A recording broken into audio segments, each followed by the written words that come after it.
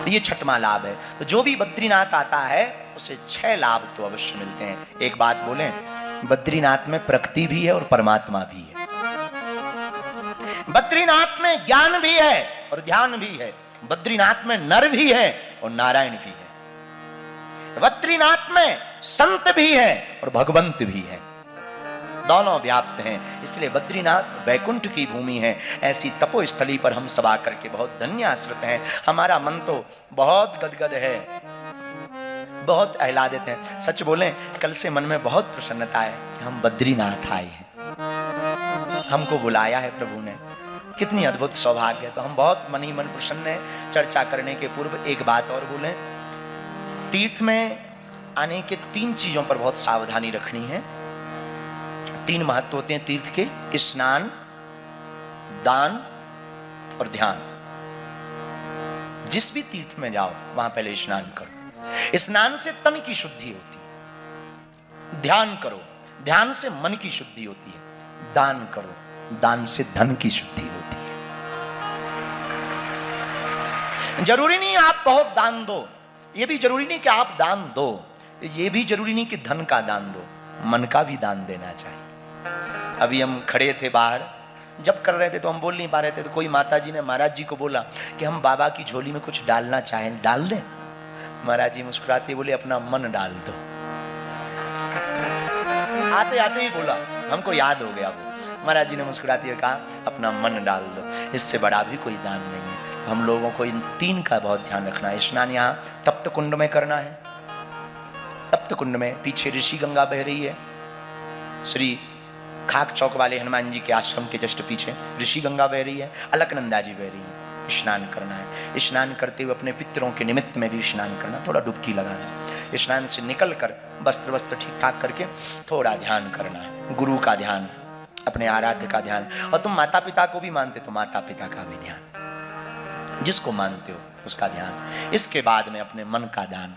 मन का दान ना से दे सको, धन का दान ना दे सको, एक दान दे देना, अपने बुरे कर्मों का दान कर देना। इससे बेहतरीन कोई दान नहीं है। और गुरु का काम है बताना, चलना आपका काम। हमको भी हमारे गुरु ने ये बताया, सो हमने आपको बता दिया। हम अपना कुछ नहीं कह रहे, गुरु का प्रसाद है। हमको रामायण की वो पंक्ति बहुत याद आती है,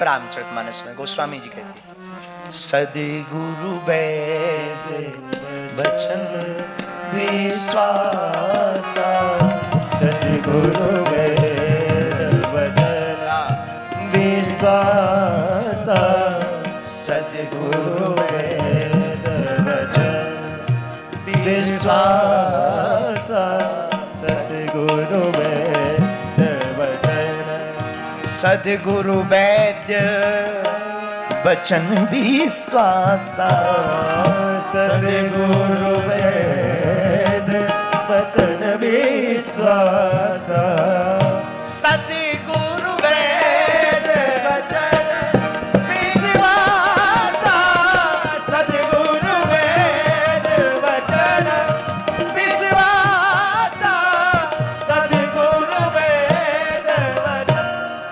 जिसे सद्गुरु की वाणी पर भरोसा होता है उसके जीवन में कभी भरोसा टूटता नहीं है। सद्गुरु कौन? गुरु कौन? जिसे कोई कोई माने वो गुरु, लेकिन जिसे सब कोई माने वो सद्गुरु। जिसे कोई कोई जाने वो गुरु है, लेकिन सद्गुरु वैद वचन विश्वासा। सद्गुरु की वाणी पर भरोसा ठीक वैसे रखना है जैसे हम लोग टिकट कटवा कर ट्रेन में बैठ जाते हैं। अब चाहे ठोके चाहे पहुंचाए और बैठ जाते हैं। बस में जब टिकट कटवाते हैं बैठ जाते, कभी नहीं पूछते ड्राइवर पढ़ा लिखा है, ड्राइवर ने भोजन किया, कहां का ड्राइवर है, टिकट कटवाओ बैठो, बाकी का काम ड्राइवर का है, पहुंचाने का काम। वैसे ही हम लोगों को भक्ति की टिकट और गुरु आज्ञा की टिकट कटवा कर गुरु के चरण में बैठ जाना चाहिए। मंजिल तक पहुंचाने का काम सद्गुरु का। लेकिन मेरे पागलो, आजकल हम लोग प्रोफेशनल बहुत हो रहे हैं। हमारा सूत्र आज का नोट कर लो, हम लोगों को प्रोफेशनल नहीं इमोशनल होना है। प्रोफेशनल में आप लोग सब कुछ जिंदगी बर्बाद कर रहे हो, थोड़ा सा इमोशनल होना है। इमोशनल का मतलब ये नहीं कि तुम गंभीर रहो, गंभीर ही देखना है तो आईसीयू में जाओ। गंभीर नहीं। इमोशनल का मतलब बहुत गंभीरता भी नहीं। इमोशनल का मतलब कोई भी चीज बहुत परिपक्वता के साथ हम जो कर रहे सो कर रहे।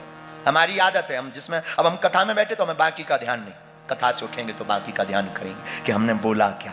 बोलने वाला बुलवा जाता है, हम बैठे रहते। इसको कहते हैं डूबना।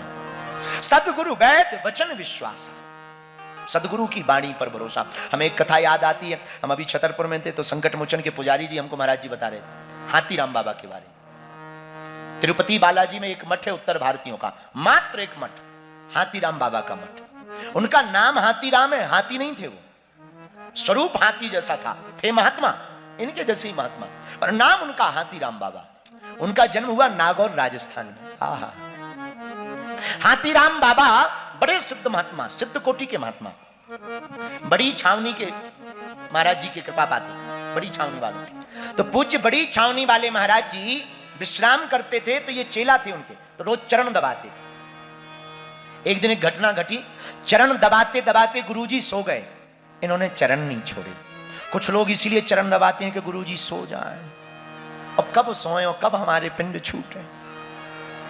हाँ, ऐसे भी कुछ लोग होते हैं। एक आदमी एक महात्मा जी की आदत थी कि उनके कोई चरण दबाए से वो सो जाते थे, लेकिन जैसे ही कोई चरण छुए छोड़े तो वो जग जाते थे। तो एक आदमी, अब हम ये नहीं कहेंगे कि वो उत्तराखंड का था, क्योंकि बुरा लगेगा इन लोगों को, हमें अभी 2 दिन रहना है। पीछे उत्तराखंड वाले ही बैठे हैं, पूरे सब गढ़वाल वाले बैठे हैं। भैया आपकी बात नहीं है, ये तो वेस्ट इंडीज की बात बता रहे हैं।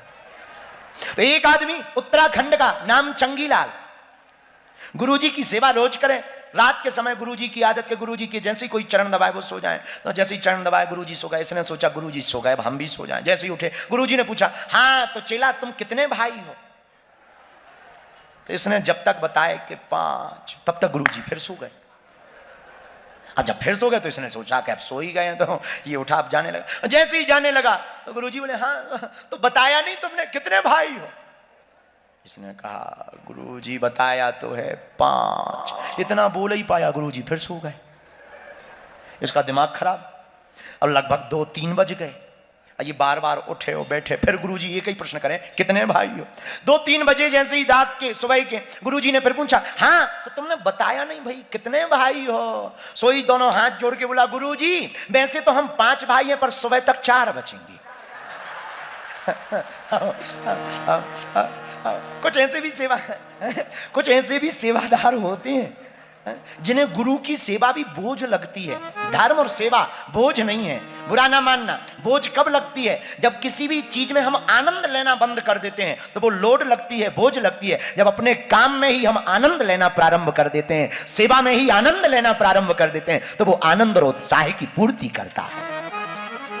इसलिए आपको टेंशन से बचना है तो अटेंशन में रहिए, टेंशन से बचना है अटेंशन में रहिए। अटेंशन का मतलब सावधान, और सावधान कौन करवा सकता है? सावधान तो तुम्हें केवल सदगुरु ही करवा सकता। और कोई हमसे पूछे बढ़िया सदगुरु के बारे में बताओ, तो हमें तो एक ही सदगुरु याद आते हैं, जय जय जय हनुमान गोसाई, जय जय जय हनुमान गोसाई। बोलो, कृपा करऊं गुरुदेव की नाई, कृपा करऊं गुरुदेव की नाई।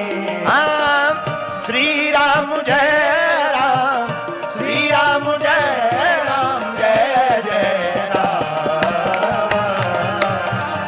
श्री राम जय राम, जय जय राम। बोलो श्री राम जय राम, जय जय राम।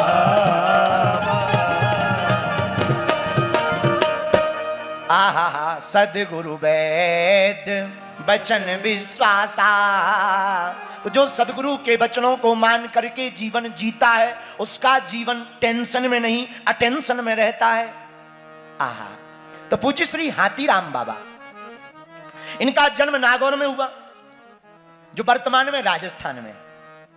बड़ी छावनी के शिष्य, रोज प्रणाम करते, सेवा करते।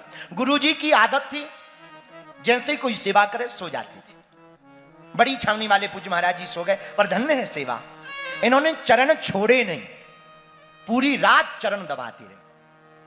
सुबह हुई 5 बजे 4 बजे ब्रह्म मुहूर्त में जब नेत्र खोले गुरुजी ने, अरे हाथी राम तुम गए नहीं सोने, तुमने आराम नहीं किया। गुरुजी जो आपकी सेवा में आराम है वो बिस्तर पे कहाँ आराम मिलेगा, आपकी सेवा में बहुत आराम। ओहो बाबा, मांगो क्या चाहते हो, क्या पाना चाहते हो।